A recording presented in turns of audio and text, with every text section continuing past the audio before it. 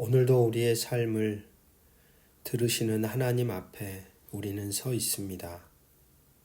나의 마음의 생각, 내 마음의 묵상, 내가 판단하고 선택하고 행동하여 만들어가는 내 존재의 흔적 모두를 하나님은 바라보시며 들으시는 분이십니다.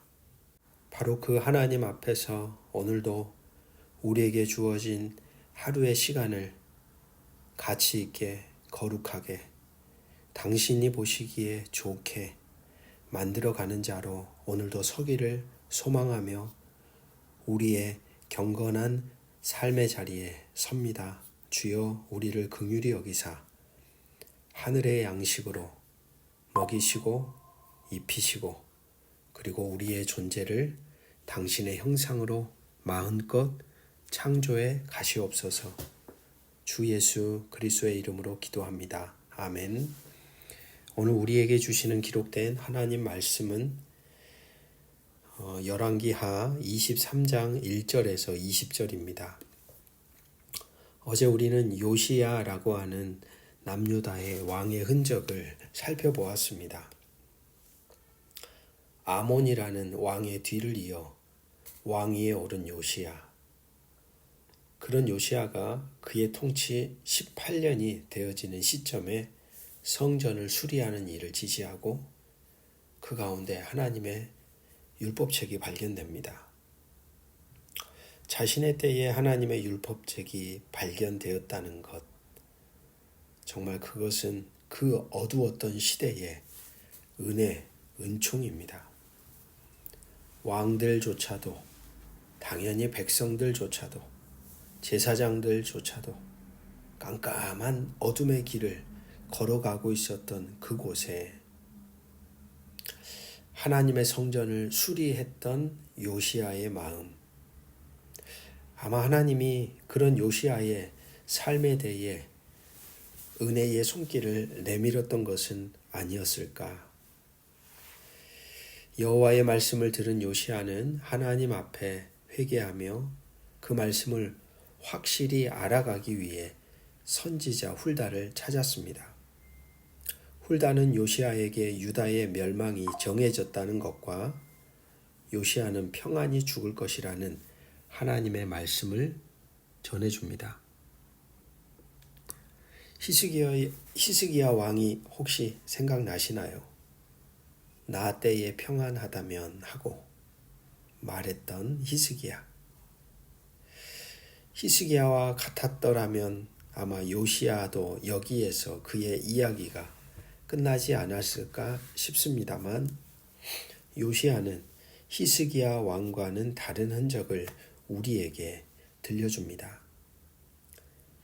2절 3절을 보시면 이에 왕이 여호와의 성전에 올라가매 유다 모든 사람과 예루살렘 주민과 제사장들과 선지자들과 모든 백성이 노소를 막론하고 다 왕과 함께 한지라. 왕이 여호와의 성전 안에서 발견한 언약책의 모든 말씀을 읽어 무리의 귀에 들리고 자기가 들었던 여호와의 율법책의 말씀을 자기만 듣도록 하지 않고 모든 나라 백성들이 듣도록 초대합니다.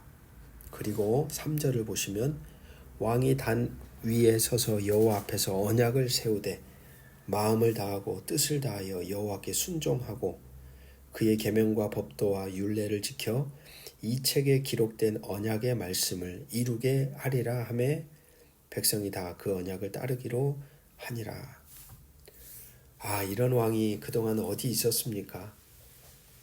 자신이 들었던 그 말씀을 비통한 마음으로 깨닫고 돌이키며 자신에게 속한 모든 나라 백성들도 또한 하나님의 그 자리에, 하나님의 말씀이 들리는 자리에 하나님의 말씀이 원하시는 그 삶을 향하여 나아가도록 독려하고 있는 것이죠.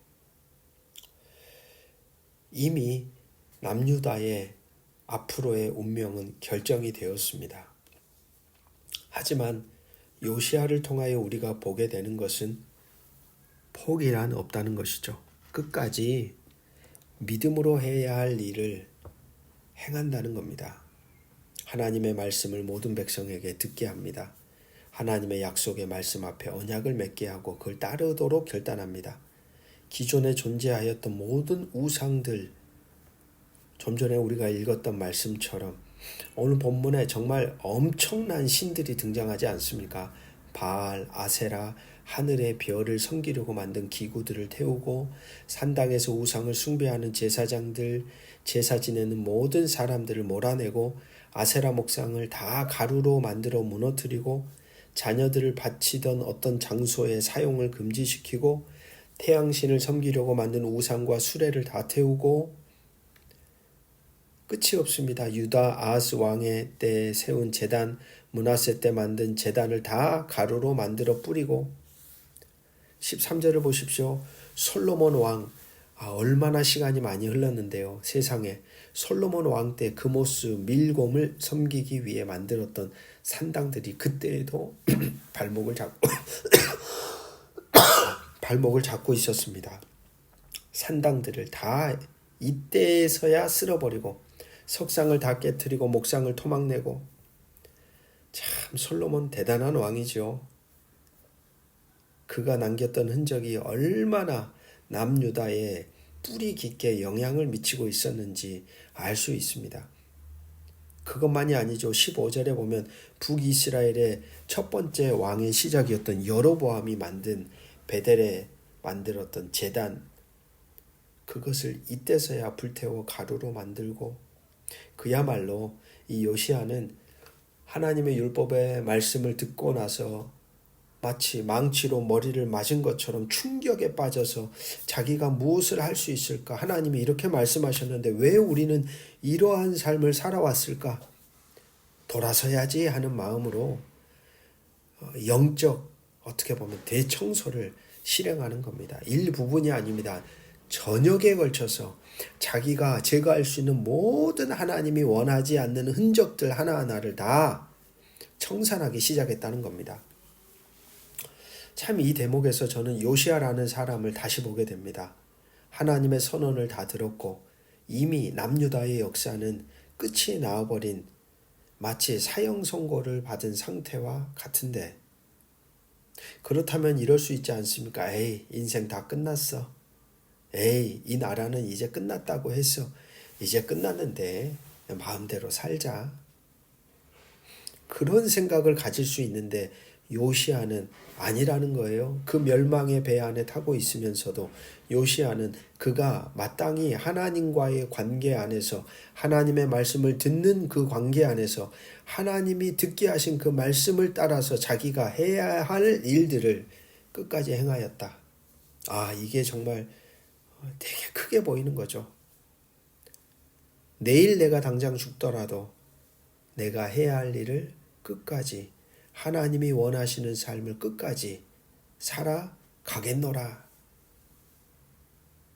정말 아름답습니다. 정말 하나님의 사람들의 흔적이 아니던가요? 오늘 우리의 신앙은 어떤지 돌아봅니다. 모든 것이 끝나버렸다고 우리가 끝까지 지켜야 하는 신앙의 흔적들까지도 다 지워져 버리지는 않습니까? 요시야를 생각하십시오. 모든 것이 끝났다고 너는 그것을 보지 않을 것이라고 들었지만 자신의 때 안에 일어나지 않는다고 안주하지 않고 도리어 비통한 심정이 되어 모든 백성들과 함께 모든 것이 끝나도 하나님이 자신을 부르시는 그날까지 자신이 감당해야 할 삶을 거룩하게 감당했다는 것입니다. 어쩌면 그것이 오늘 이 시대를 살아가는 우리 모두에게 요청하는 하늘의 선언이 아닐까요?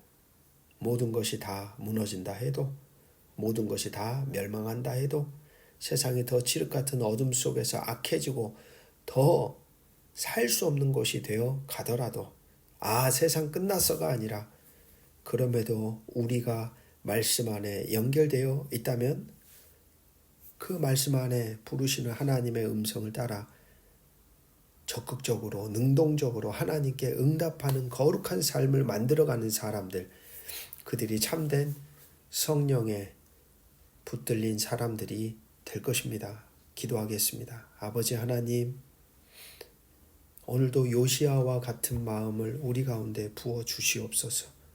적당하게 협상하고 적당하게 양다리 걸치고 적당하게 묵인하고 살아왔던 하나님이 원치 않았던 흔적들을 과감하게 도려내고 일부분이 아니라 전체가 하나님의 나라가 되기를 원하는 자로 살았던 요시야처럼 오늘도 우리의 삶을 그렇게 하나님의 전으로 만들어가는 복된 인생이 되어가게 도와주시옵소서.